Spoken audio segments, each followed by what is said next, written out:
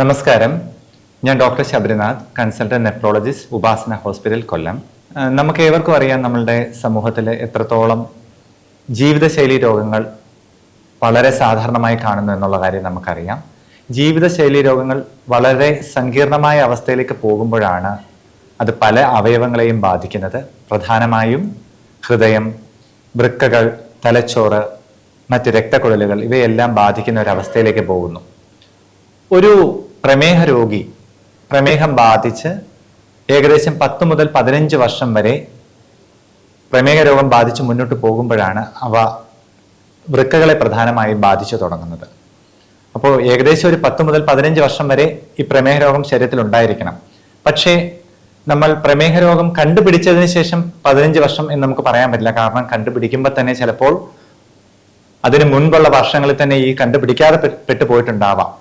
അപ്പോൾ നമുക്ക് അങ്ങനെ ഒരു 15 വർഷം എന്നുള്ള ഒരു കണക്ക് നമുക്ക് വെക്കാൻ പറ്റില്ലെങ്കിലും സാധാരണഗതിയിൽ 10 മുതൽ 15 വർഷം കഴിയുമ്പോഴാണ് വൃക്കകളെ ബാധിച്ചു തുടങ്ങുന്നത്. ഇനി വൃക്കകളെ ബാധിച്ചു തുടങ്ങിയാൽ ഉടനെ ഡയാലിസിസ് വേണോ എന്നുള്ളതാണ് പ്രധാനപ്പെട്ട ഒരു സംശയം പല രോഗികളും നമ്മളുടെ അടുത്ത് ചോദിക്കാറുള്ളത്.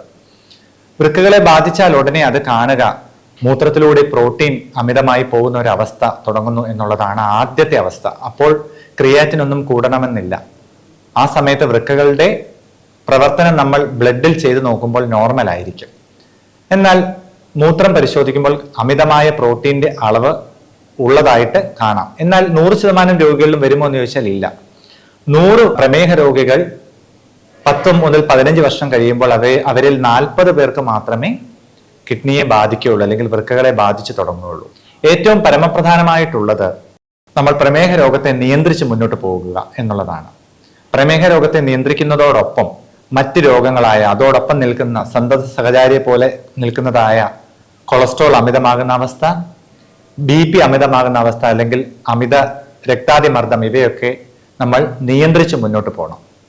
ഇനി പ്രധാനമായി നമ്മൾ അറിഞ്ഞിരിക്കേണ്ട മറ്റൊരു കാര്യം എന്തെന്ന് വെച്ച് കഴിഞ്ഞാൽ, പ്രമേഹ രോഗം വൃക്കകളെ ബാധിച്ചു തുടങ്ങിയാൽ മറ്റെന്തെങ്കിലും വൃക്ക രോഗങ്ങൾ ആ കൂടെ തന്നെ വരികയാണ്. പ്രധാനമായിട്ടും എന്തെങ്കിലും അണുബാധയോ വൃക്കകൾക്ക് പ്രശ്നമുണ്ടാക്കുന്ന എന്തെങ്കിലും മരുന്നുകൾ കഴിക്കുന്നത് കൊണ്ടുണ്ടാകുന്ന എന്തെങ്കിലും അവരവസ്ഥയെ വന്നു കഴിഞ്ഞാൽ പെട്ടെന്ന് ഈ രോഗം മൂർച്ഛിക്കാനുള്ള സാധ്യത വളരെയേറെയുണ്ട്.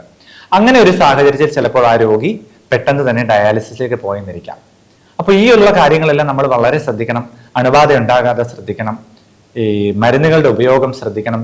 ഡോക്ടറുടെ നിർദ്ദേശപ്രകാരം മാത്രം കഴിക്കുക. എലിപ്പനി പോലത്തുള്ള അസുഖങ്ങൾ വരാതെ നമ്മൾ പ്രത്യേകം ശ്രദ്ധിക്കുക. ഇങ്ങനെയുള്ള കാര്യങ്ങളൊക്കെ വളരെ പ്രത്യേകം ശ്രദ്ധിക്കേണ്ടത് അത്യന്താപേക്ഷിതമാണ്.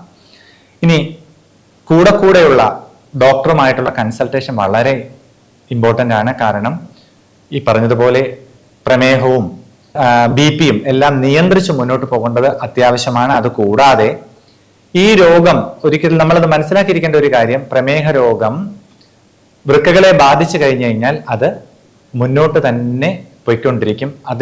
അതിൽ നിന്നും ഒരു മോചനം നമുക്ക് സാധ്യമാകുക വളരെ ദുഷ്കരമാണ്. അതുകൊണ്ട് നമ്മൾ അതിനെ നിയന്ത്രിച്ച് മുന്നോട്ട് പോകാനേ സാധിക്കുകയുള്ളൂ. അതിന്റെ ഗതി നിയന്ത്രിച്ച് മുന്നോട്ട് പോകാൻ മാത്രമേ സാധിക്കുകയുള്ളൂ. അപ്പോൾ ക്രിയാറ്റിൻ ഒരിക്കൽ കൂടിയാൽ എന്തുകൊണ്ട് അത് കുറയുന്നില്ല എന്നുള്ള ഒരു ചോദ്യത്തെക്കാളും നമുക്ക് നല്ലത് അത് കൂടാതിരിക്കുന്ന ഒരു അവസ്ഥ നമ്മൾ നിലനിർത്തിക്കൊണ്ട് മുന്നോട്ട് പോകുന്നതാണ് ഏറ്റവും പ്രധാനം. അതിന് ഏറ്റവും പ്രധാനം ഞാൻ പറഞ്ഞതുപോലെ തന്നെ പ്രമേഹവും രക്താതിമർദ്ദവും ഒക്കെ നിയന്ത്രിക്കുക, കൊളസ്ട്രോൾ നിയന്ത്രിക്കുക, മറ്റ് രോഗങ്ങൾ വരാതെ നോക്കുക, ഹൃദയത്തിന്റെ ചെക്കപ്പ് നടത്തുന്നതും വളരെ അത്യാവശ്യമാണ്. കാരണം പ്രമേഹ രോഗം വൃക്കകളെ ബാധിക്കുന്ന അതേ അവസരത്തിൽ തന്നെ ഹൃദയത്തെയും ഒക്കെ ഒരുമിച്ച് ബാധിക്കാനുള്ള സാധ്യതയുണ്ട്. രോഗിയുടെ നില ചിലപ്പോൾ മോശമാകാനുള്ള സാധ്യതയുണ്ട്. അപ്പോൾ ഹൃദയത്തിന്റെ ടെസ്റ്റുകൾ നടത്തേണ്ടതും അത്യാവശ്യമാണ്. ഹൃദയ രോഗവിദഗ്ധനെയും കാണേണ്ടതും ഉണ്ട്. അത് എല്ലാ മാസവുമല്ല, വല്ലപ്പോഴുമെങ്കിലും ഒന്ന് കണ്ട് എല്ലാ ചെക്കപ്പും നടത്തേണ്ടതും അത്യാവശ്യമാണ്.